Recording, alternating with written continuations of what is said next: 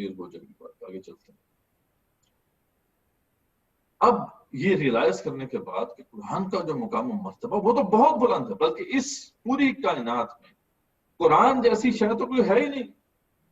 ساری کی ساری جو کائنات ہے اور اس میں جو کچھ ہے وہ اللہ کی مخلوق ہے.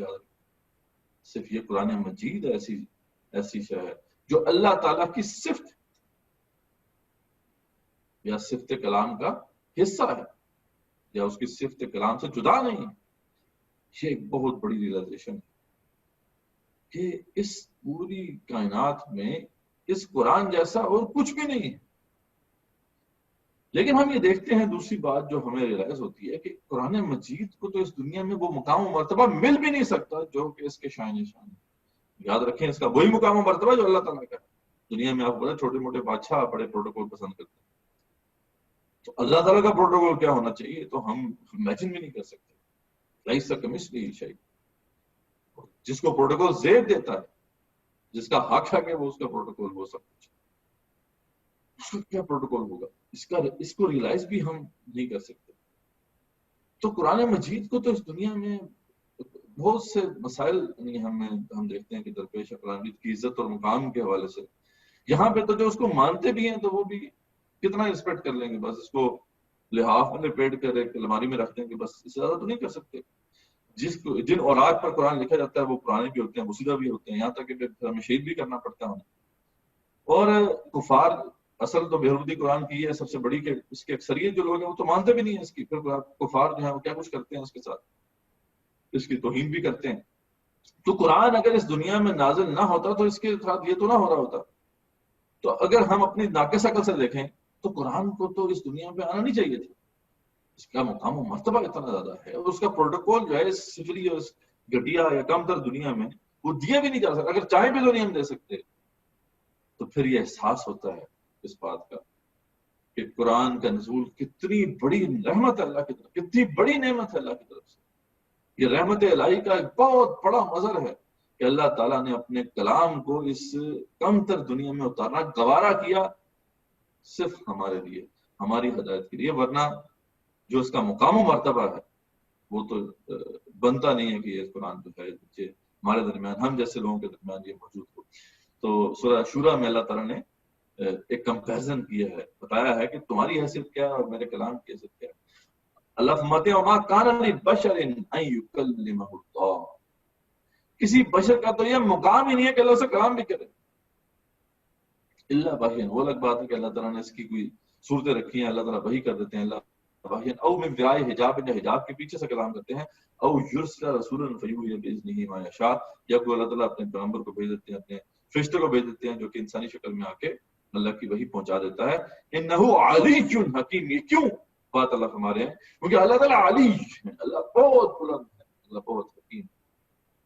اللہ تعالیٰ کی جو صفت علی ہے اس کا تقاضا تو یہ ہے کہ اللہ کلام نہ کرے، لیکن اللہ کی صفت حکمت جو ہے اس کے تحت یہ کلام جو ہے اس کی ضرورت ہے. اس لیے اللہ فرماتے ہیں ورنہ بشر کا تو مقام ہی نہیں کہ اللہ سے کلام کرے. ایک اعلیٰ ظرف ہستی کم تر ہستی سے کلام نہیں کرتی، یہ سیدھی سیدھی بات ہے. تو اللہ کے کلام کی امپورٹنس یہ ہے. تو اللہ تعالیٰ نے ہمیں شرف بخشا کہ ہمارے درمیان قرآن مجید کی شکل میں اللہ کا کلام موجود ہے. یہ اللہ کا بہت بڑا فضل اور کرم ہے. یہ اب آپ کو ریئلائز ہوگا انشاءاللہ اگر آپ وہ سمجھ گئے پوائنٹ کہ یہ قرآن مجید کا مقام و مرتبہ وہی ہے جو اللہ تعالیٰ کا. اب اللہ تعالیٰ کا کیا مقام و مرتبہ یا پروٹوکول ہے، اس کا ہمیں اگین ادراک تو ہو ہی سکتا ہے کہ جھلک ہے اس کی جو سورہ حاقہ میں ہمارے سامنے آتی ہے. اللہ فرماتے ہیں فَيَوْمَئِذٍ وَقَعَتِ الْوَاقِعَةُ، جب وہ واقع ہونے والی واقع ہو جائے گی. وَانشَقَّتِ السَّمَاءُ فَهِيَ يَوْمَئِذٍ وَاهِيَةٌ، آسمان جو ہے وہ شق ہو جائے گا، پھٹ جائے گا، اور اس دن بڑا ہی بودا ہوگا. وہ وَالْمَلَكُ عَلَىٰ أَرْجَائِهَا، اور فرشتے جو ہیں اس کے کناروں پر اتر آئیں گے. اور وَيَحْمِلُ عَرْشَ رَبِّكَ فَوْقَهُمْ يَوْمَئِذٍ ثَمَانِيَةٌ، اور تم دیکھو گے تمہارے پروردگار کے عرش کو اس 8 عظیم فرشتوں نے سروں پہ اٹھایا. اگر روز محشر کا ایک منظر ہے جو ہمارے سامنے آتا ہے، جس پہ اختلاف ہے کہ یہ عرش جو ہے وہ وہی عرش ہے جس پر اللہ تعالیٰ مستوی ہیں، یا یہ خاص کوئی عرش ہوگا جو روز محشر لگایا جائے گا، جس پہ مفسرین نے کلام کیا ہے.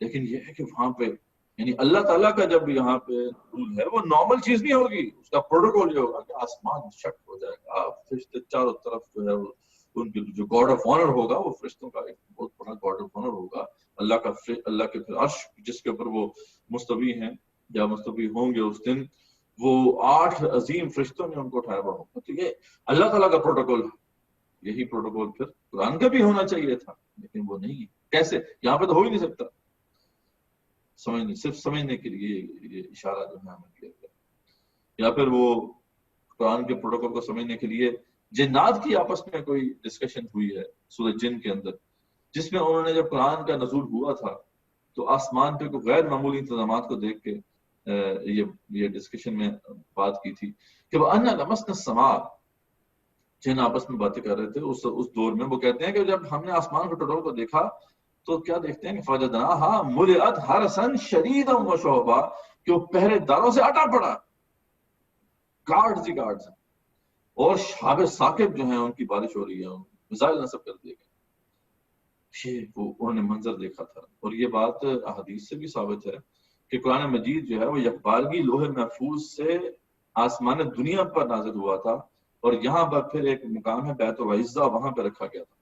ابن عباس سے ایک روایت موجود ہے، اور ادھر سے پھر رفتہ رفتہ 23 سالوں میں جو ہے وہ قلب محمد صلی اللہ علیہ وسلم پر وہ نازل ہوا۔ تو غالباً وہ غیر معمولی انتظام جو ہے، اب وہی بات کہ فرشتوں کا ایک جو ہے اٹھا پڑا آسمان جو ہے فرشتوں سے بھرا پڑا ہے، گارڈ سے۔ تو قرآن کا اصل پروٹوکول تو وہی ہے جو اللہ ہی جانتے ہیں، اور وہ ہم تو اس کا ادراک نہیں کر سکتے، نہ تو اللہ کی عزت اور مقام کو ہم سمجھ سکتے ہیں، نہ تو قرآن کی عزت اور مقام کو سمجھ سکتے ہیں۔ بس یہی ہمیں سمجھ سکتے ہیں کہ اس سے اوپر کوئی عزت والی شے نہیں، ٹھیک ہے۔ اللہ تعالیٰ سب سے عزت والے وہی ہیں، وہی العزیز ہیں، اور ان کا کلام بھی یہی صفت رکھتا ہے کہ اس کی بھی عزت و مقام سب سے بلند تر، ٹھیک ہے جی۔ اور پھر 2 مقامات جو ہیں اس سے مزید یہ بات واضح ہوتی ہے، اللہ تعالیٰ نے کمپیریزن کیا ہے ہمارا مقام کیا ہے اور قرآن کا مقام کیا ہے۔ ایک تو سورہ عبس اور دوسری جو ہے سورہ جو ہے وہ سورہ واقعہ۔ تو اب ہم دیکھتے ہیں کہ یہاں پہ کیا اللہ فرمانے کلا انہا تذکرہ فمن شاء ذکر فی صحف مکرمہ مرفوعۃ مطہرہ بأیدی سفرۃ کرام بررہ۔ یہ چند ان مقامات میں ہیں جہاں پہ اللہ کا جلال بہت نمایاں ہے، اور واقعی یعنی اس کو فیل کرنا اتنا آسان نہیں ہے، اس کو سہنا اگر صحیح معنوں میں ہم سمجھ رہے ہیں اس کو۔ کلا انہا تذکرہ، اللہ فرماتے ہیں ہرگز نہیں، یہ ایک نصیحت ہے۔ فمن شاء ذکر، جو چاہتا ہے نصیحت حاصل کرنے سے کر لے، اور اس کا کام فی صحف مکرمہ، یہ تو بہت ہی مکرم صحیح تم نے کیا سمجھا اسے؟ وہ لوح محفوظ مرفوعۃ مطہرہ، وہ صحیفے جو بہت بلند ہے، بہت پاک ہیں، بأیدی سفرہ، کہ ایسے لوگ ایسے فرشتوں کے ہاتھ میں ہیں، کرام بررہ، جو فرشتوں میں بھی پاک اور بہت پاک اور بہت ہی افضل مکرم فرشتے ہیں۔ ایسے تو عام فرشتہ جو ہے وہی ایک پاک مخلوق ہے، لیکن یہ ہے کہ قرآن مجید جو ہے اس کو ٹچ نہیں کر سکتے عام فرشتے بھی، یہ تو اسپیشل فرشتے جو اللہ تعالیٰ کے بہت ہی مکرم فرشتے ہیں، جن کے ہاتھ میں لوح محفوظ ہے، وہ ان کا یہ حق ہے، وہ یا ان کا یہ پروٹوکول ہے کہ وہ اس کو ٹچ کر سکتے ہیں۔ قتل الانسان ما اکفرہ، قتل ہو جائے انسان، کیسے اس نے کفر کیا، قتل ہو جائے، اس کے اوپر لعنت ہو، یہ مارا جائے، کیسے کفر کیا اس نے، ہاؤ ڈیئر ہی، من ای شیء خلق، کس چیز سے اسے پیدا کیا، یہ انسان کی اوقات ہے، من نطفہ، ایک گندے پانی کی بوند سے اسے پیدا کیا، خلقہ فقدر، اسے تخلیق کیا اور پھر اس کی تقدیر سنواری، ثم السبیل یسرہ، اور دنیا میں آنے کا راستہ اس کا آسان کیا، ثم اماتہ فاقبرہ، پھر مارا اس کا مقبرہ بنایا، ثم اذا شاء انشرہ، پھر اٹھایا جب کہ اٹھایا، کلا لما یقضی ما امرہ، ہرگز نہیں انسان ابھی تک اس کام کو نہیں سمجھا جس کے لیے وہ بنایا گیا، ابھی تک اس نے وہ فرض ادا نہیں کیا جس کا اللہ نے اسے حکم دیا۔ یہ انسان کا اللہ تعالیٰ نے پیدائش کے وقت ہماری اوقات بتائی ہے کہ کیا ہے، ایک گندے پانی کی بوند سے ہم پیدا ہو، کہاں پہ وہ قرآن مجید ہے جس کا مقام و مرتبہ وہ ہے کہ جس کو عام فرشتے بھی ٹچ نہیں کر سکتے، بہت ہی لا دینے والا مقام۔ اور اسی سے ملتا مقام جو ہے وہ سورہ واقعہ میں آتا ہے کہ فلا اقسم بمواقع النجوم، میں نہیں، میں قسم کھاتا ہوں ستاروں کے ڈوبنے کی جگہ کی۔ اب یہ تو ماڈرن سائنس اس پہ کو انویل کر رہی ہے اس حقیقت کو کہ یہ کیا چیز ہے جو کہ ستارے جب ڈوبتے ہیں یا ٹوٹتے ہیں تو وہاں پہ کیا چیز جو ہے وجود میں آتی ہے. یہ بلیک ہولز بہت بڑی شے ہے. اب اس پہ وقت تو نہیں ہے کہ ہم اس کی تفصیل میں جائیں.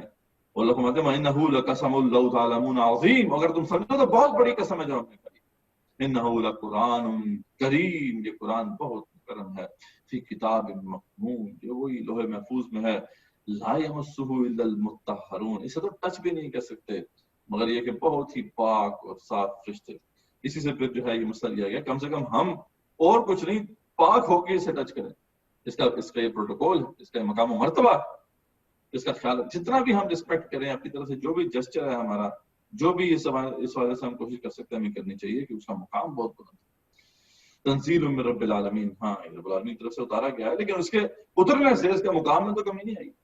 اس کا وہی مقام رہے گا چاہے وہ لوح محفوظ میں رہے چاہے نیچے آ جائے, مقام میں کبھی کمی نہیں آئے گی. اب ابھی حاضر حدیث انتم مدثرون, تو کیا تم اس کو معمولی بات سمجھ رہے ہو؟ وَتَجْعَلُونَ رِزْقَكُمْ أَنَّكُمْ تُكَذِّبُونَ. اور تم نے اس کا کیا رزق پہچانا, کیا مقام پہچانا کہ اس کو تم جھٹلاتے ہو. فَلَوْلَا إِذَا بَلَغَتِ الْحُلْقُومَ. سورہ عبس میں انسان کی پیدائش کے بعد اس کی اوقات بتائی جا رہی ہے. یہاں پہ انسان کی موت کے وقت اس کی اوقات اب اللہ بتا رہے ہیں. انسان کی حیثیت کیا ہے کہ جب جان حلق تک آ جاتی ہے وَأَنْتُمْ حِينَئِذٍ تَنظُرُونَ. تم اسے دیکھ رہے ہوتے ہو, اسے دنیا سے جا رہا ہے بندہ, مرنے والا ہے, تم دیکھ رہے ہو. وَنَحْنُ أَقْرَبُ إِلَيْهِ مِنْكُمْ وَلَٰكِن لَا تُبْصِرُونَ. ہم اس کے قریب ہوتے ہیں تمہاری بنسبت لیکن تم دیکھتے نہیں ہو اس بات کو. فَلَوْلَا إِن كُنتُمْ غَيْرَ مَدِينِينَ. اگر تم سمجھتے ہو کہ تم انڈیپینڈنٹ ہو اور تمہارا بڑا مقام ہے, ترجعونها إن كنتم صادقين. تو واپس لوٹا کے دکھاؤ سیٹھ صاحب کو جو جا رہا ہے دنیا سے. ٹھیک ہے, سیٹھ صاحب ہیں, سب کچھ مال بھی ہے, دنیا کے بہترین ڈاکٹرز ہیں, رشتے دار بھی سامنے ہیں, لیکن کوئی نہیں بچا سکتا جب اللہ تعالیٰ نے اس کی جان لینی ہوتی ہے. تو ترجعونها إن كنتم صادقين. تو معلوم ہوا کہ ہمارا مقام کیا ہے اور قرآن کا مقام کیا ہے. اس میں بہت بڑا فرق ہے. اس کو ادراک اس کا ہمیں ہونا چاہیے اور اس رحمت کا احساس ہونا چاہیے جو اللہ تعالیٰ کی ہم پر ہوئی ہے کہ قرآن مجید کا نزول اس دنیا میں ہمارے لیے اللہ نے کیا ہے. یہ بہت بڑی اللہ کی رحمت کا ایک بہت بڑا مذہب. الرحمن علم القرآن. رحمان کا مطلب یہ ہے کہ جب اللہ کی رحمت جوش میں آئی تو پھر اللہ تعالیٰ نے قرآن سکھانے کا فیصلہ فرمایا.